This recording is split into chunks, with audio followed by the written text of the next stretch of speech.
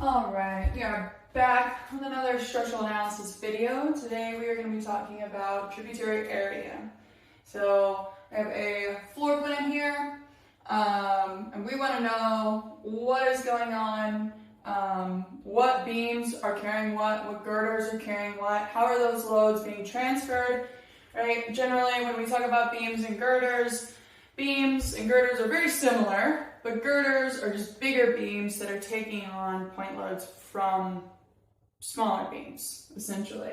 So the loads go from the beams to the girders, or to the girders directly, and then the girder is going to transfer that beam to a column. That column is then going to transfer that load down, eventually to a foundation of some sort, or to another floor, hopefully to another column, but maybe not, maybe to another beam that then transfers that load to a girder, which then transfers that load to a column. But structural analysis is all about figuring out what the potential loads can be, how they're going to move through a structure, and getting you ready to then size all of those members, right? Okay, so if we look at this problem, right, we have beams, right? These are labeled B, B4, B1, B3, B2. And then we have girders, right? So we have G3 here. Again, a girder is something, again, that terminology can get used loosely, but a girder is a beam that's collecting loads from other beams, right? So if you drew a free body diagram of this girder, you would actually have a simply supported beam with multiple point loads on it. Now, when we're calculating tributary area, we don't necessarily need to do that. I can show you that it can work too. We can just generalize some areas. Now, in your structural analysis textbook, whichever one you're using, there's going to be multiple ways of doing tributary area. There's a slightly more complicated, not complicated, but more precise version of doing tributary area, which includes triangles, essentially, and it's a lot more specific, a lot more precise, but this is the more conservative option, and it gets the job done, right? So again, in design, a lot of times, spending the time to get something really, really, really specific, is that actually going to save your client money? By doing that calculation, are you going to get to use a smaller size of member, right? Or is it better to just be conservative, get through the design process, and have slightly maybe more expensive members, all right? That also comes into play with when selecting members is, yes, this member might get to be a little bit smaller than B4. Okay, we'll get into this in a second, but you should know that right, this beam is only supporting half of the tributary width of beam 4. But when you talk about construction, right, if you have, what is there, 1, 2, 3, 4, 5, 6, 7 beams there that would all supposedly be the same size except for the 2 end ones. All right, well now on the construction site, the welders are out there and they accidentally put beam 2 in the middle somewhere, right? A simple mistake that might not be that obvious, but it does happen. I worked on a project where it was wood, right? It wasn't welding, but the wood floor joists that were for the interior of this 3-story condo were swapped with the floor joist for the roof. And the roof was a rooftop, garden patio space. All right, what is that roof having to support that's different than the inside? The inside is really just supporting your keep alive load, so 40 PSF, or give or take, right? But that roof that's flat with parapet walls, right? So therefore it's going to get snowed on. The snow is not going to blow off of it as easily because it's going to be protected on all sides. Is supporting a much larger load, right? So the idea that the smaller floor members were put on the rooftop means that the whole entire thing had to be not torn down, but reconstructed and reinforced. So when you're designing stuff, there's a lot of give or takes on, you know, being the most precise that you can be for the sake of saving your clients the money, or, you know, how much time does your time cost, and then also how does construction come into play. Okay, so all of these things should be considered. But that being said, we're just going to go over the conservative option, which is much easier. Okay, so that was a long rant. Let's go ahead and let's start with beam 3. Where's beam 3 at? So beam 3 is right here. All right, so tributary width. Okay, we're doing tributary area today, but tributary width, honestly, is the most important thing, is figuring out tributary width. Finding out tributary area for like your columns or maybe your girders can be important, but you need to know what's going on this beam. And therefore, if you're given like a floor PSI or PSF of 40, right? You need to know what is your width so that you can get your W, your you know, force per foot. Okay, that's something you need to know when calculating and designing that beam. But tributary area, we're going to start with that, which includes tributary width. Okay, so let's start with beam 3. Okay, what is the tributary width of beam 3? Well, our tributary width is always going to be halfway to the next beam and halfway to the next beam on the other side of it. Right? Pretty simple. For this one, there are 2 at 10 feet, which means that this is 10 feet. So is that next one, right? So half of 10 feet, half of 10 feet is 10 feet, right? Half of 10 plus half of 10 is 10 feet. So our tributary width is 10 feet. And we're doing tributary area here, right? We need to take it times another distance. Well, what is our next distance? It's the length of that beam, right? And the length of that beam is 20. So our tributary, oops, I had broken this out by tributary width. So this was our tributary width was 10 feet. And then our length of beam 3 is equal to 20 feet. So therefore, our tributary area of beam 3 is equal to 10 feet times 20 feet, which is equal to 200 feet squared. All right, so that's that one. That's pretty simple. The next one we're going to do is beam 4. So beam 4, let me switch colors here. Beam 4 is right here, right? Again, we're going to go halfway to the next beam, halfway to the next beam. All right, so for beam 4, our tributary area, beam 4, is going to be equal to its tributary width, okay? Each of these there's 6 at 6.67. Okay, so all of these are the same spacing, so therefore we have half of 6.67 plus half of 6.67, so our tributary width is 6.67 feet times what is the length of that beam? 20 feet.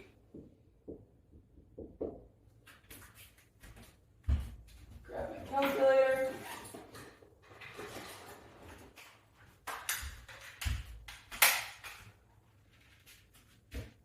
.67 times 20 feet is 133.4 feet squared.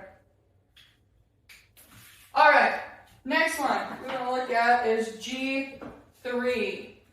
This right here is G3. So we have girder 3.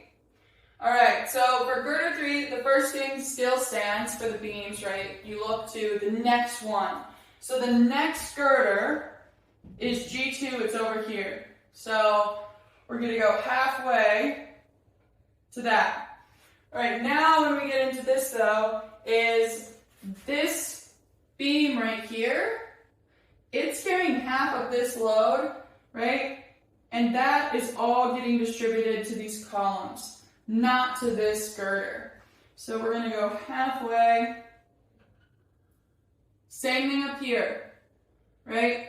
This girder, which we're going to do next, is carrying all of this load right here and then transferring it to that column. So for this girder, all we have is this tributary area. So this one's kind of hard, thinking about like tributary width first, length. You could say this was its tributary width, this is its length, but this one's really just an area. So let's just do girder, G3, we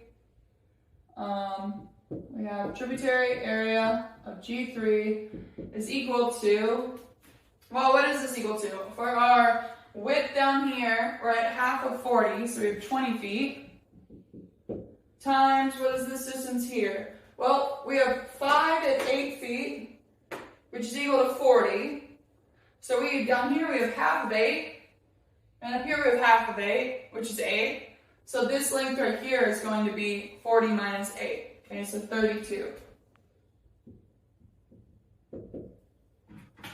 So 20 times 32 is 640 feet squared.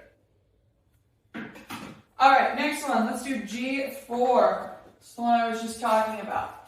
All right, so what is going on at G4? Well, again, it's going in this direction. So we're going to go halfway to the next one going that direction and halfway to the next one. So I guess essentially the parallel to it. So when I'm saying like go to the next beam or the next girder, you're going to the next parallel member. All right, so we're going to go halfway. All right, but then we have this same situation going on over here. This is going to be half of that. This is going to be half of that, and that's because all of this area right here is getting carried by B2, and B2 is distributing that directly into the columns. So that's not going onto the girder. All right, and then we have this section down here. So halfway to the next girder, and it's going to go all the way. So this is our area for G4. All right, so for G4, what do we have? Well, let's do this top first.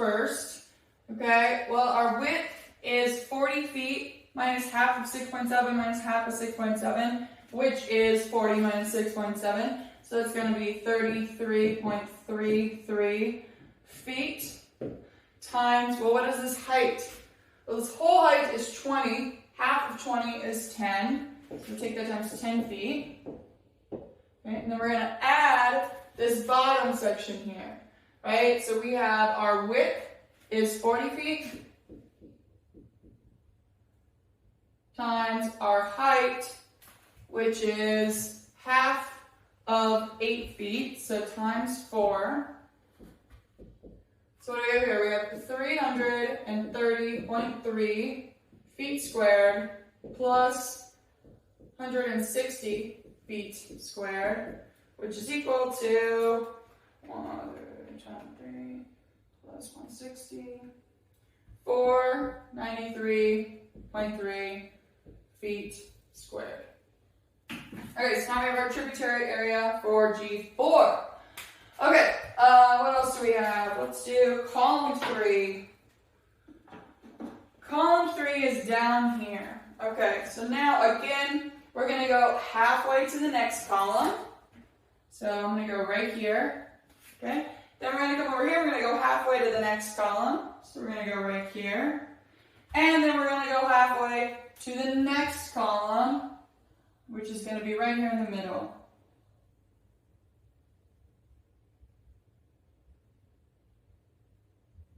So this is our tributary area for column 3. So for column 3, tributary area is equal to, well, what is our height here? We're at half of 40, so we're at 20 feet, times half of 40, which is 20, plus half of 10, which is 10, so we have times 30. Right, so this would be 600, let me check, 20 times 30, 600 feet squared. Okay, tributary area actually really does help with columns, right? Because if you take a PSF, right, so let's say we have 40 pounds per foot squared, PSF, right? That's your, let's say that's our live load.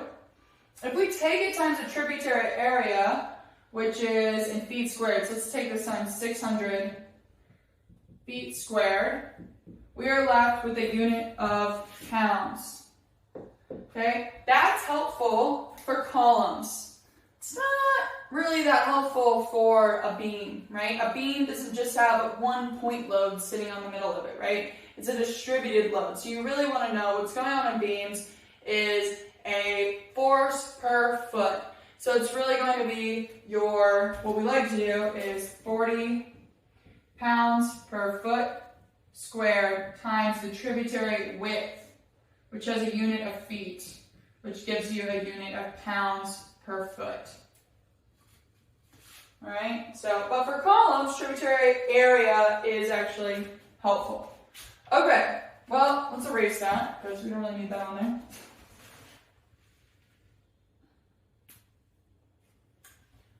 Okay, so our last one, I think is C, let's do C4, which is up here in this corner. Same thing, halfway to the next column, halfway to the next column. So for C4, tributary area of C4 is going to be equal to, well, halfway, so 10 feet times halfway, which is 10 feet, which is equal to 100 feet squared. All right, so now we have the tributary area for all of the things that were asked for. I'm now going to erase this, and I want to show you how to solve a couple of them by using point loads from the beams from what we've solved. Okay, so, all right, so just to erase this, I want to go back, and I want to start with, let's see here. Did we even solve beam 1? No, we did not solve beam 1. We can. Let's look at beam 4. Okay, so for beam 4, we solved, it had a tributary area of, what was beam 4? So tributary area was 133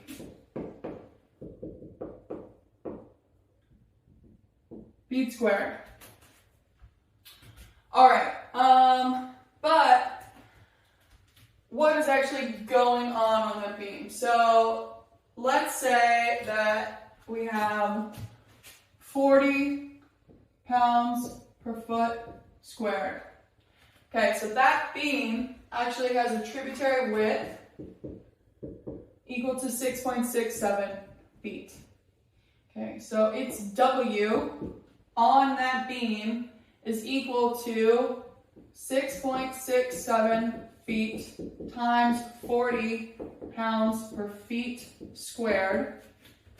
My calculator.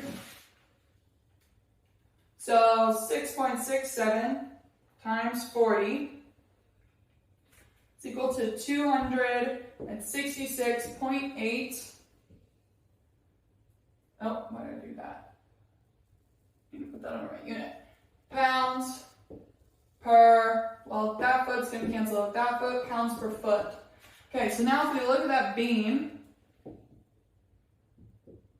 we now have a W load. Right? W is equal to 266.8 pounds per foot. Right, so what's that resultant going to be? It's going to be, how long is the thing? It is what? 20 feet. So 266.8 times 20 feet is equal to 5,336. So therefore my reactions are half of that, which is 2,668. 2,668. So if we would have just taken our tributary area, 133, is it 133.3? No, just 133 times 40, we get the 5320. Did I miss something out? 6.67 times 266.8. Oops, that's not right. 6.67 times 40, that was silly, is 266.8, right? And then times 20, we're at 5336. Okay, again, if I took that tributary width 133 times 40,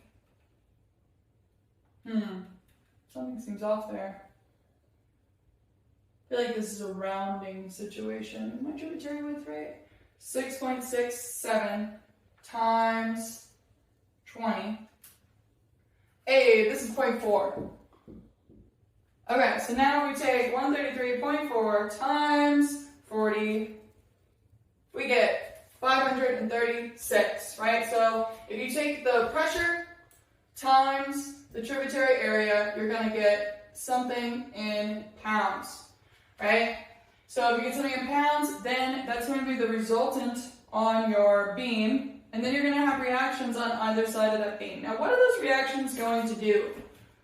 Those reactions are acting on G4 and this outer girder up here. So now let's draw, so this is beam 4. Let's draw girder 4. Let me get a little bit longer since it is a longer member. Then, yeah, it's like twice as long. Okay, so on this particular beam, we are going to have 1, 2, 3, 4, 5. Right? This is from beam 4. Right? I just drew this girder. It's going to have 1, 2, 3, 4, 5 reaction loads on it. Okay, from that side.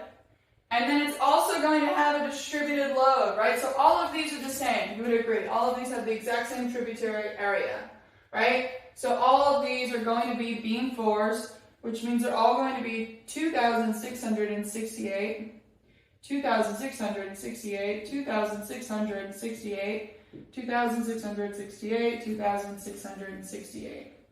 Okay, but it also has a distributed load along its entire length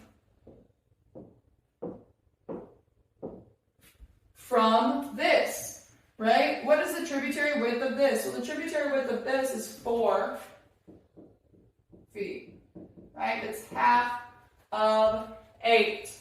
Okay, so for every step you're taking across here, for every foot, you have 4 feet times 40 pounds per, so this W here is equal to 4 feet times 40 pounds per foot squared.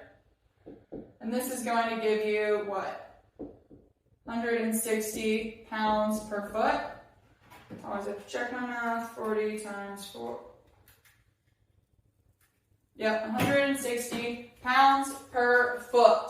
So this is what's going on G4. Okay, so now we can find the reactions on G4. These reactions are going into these columns right here. Okay, so what are these reactions? Well, we have, let's do this in a different color. All of these point loads, we'll just make this one giant resultant. This is going to be 2668 times 5 plus 160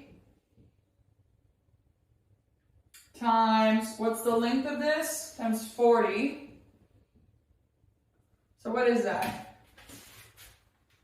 2668 times 5 plus 160 times 40.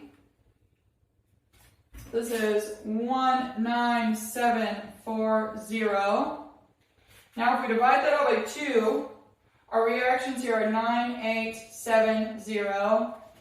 And we have 9, 8, 7, 0. That is what's going in to these columns here. Okay, so I now want to know what is going on. How can we confirm that this is correct? Well, let's calculate what is going on at this column. Right? What is the tributary area? Let's call this column 5. Why not? Okay, we're going to go up halfway to this next column. Right? Over halfway to the next column. And we're going to go down to halfway to the next column. Right? This is its tributary area. Alright, so what I now want to look at is we've already calculated what is going to this from the purple. So let's look at this guy, and then let's look at this area right here. So without going into beams and stuff, let's just look at what this area is. So what is this area here? This is half 6.67 divided by 2 times 10. Okay, and then this area down here is, this is 8, half of 4, half of 4, or half of 8 is 4 plus 4, so this is 16 times 20. So this red area is 3.35 feet squared times, let's do it times 40 pounds per foot squared. And we get 14134 pounds. Okay, so now let's do this. So 14134 pounds, just pounds, plus 9870. Right, that is the load from this purple area right here. That is equal to 9870, 24004. Okay, so now we can check that. What is this total area of this red? Well, this total, not of this red, but this whole section that goes to this column. Well, its width is 20. Its height is 10 plus 20. So 30 times 20 is equal to 600, right? Again, we have 20 feet here, 10, 20, so 30 times 20 is 600. 600 times 40. 600 feet squared times 40 pounds per foot squared is equal to 24,000 pounds. Okay, those are basically the same number, are they not? They're off by a pound. A pound is nothing. So this is just showing you that this is a proof, essentially, that when we use this tributary area thing to calculate our columns, what's really happening is we're calculating a beam. From that beam, we're calculating its reactions. From those reactions, we're applying those to a girder as point loads. From that girder, that also might have a distributed load depending on how the girder is laid out, we are calculating its reactions. Those reactions are then acting on the columns. Alright? I think that's all I have for that one.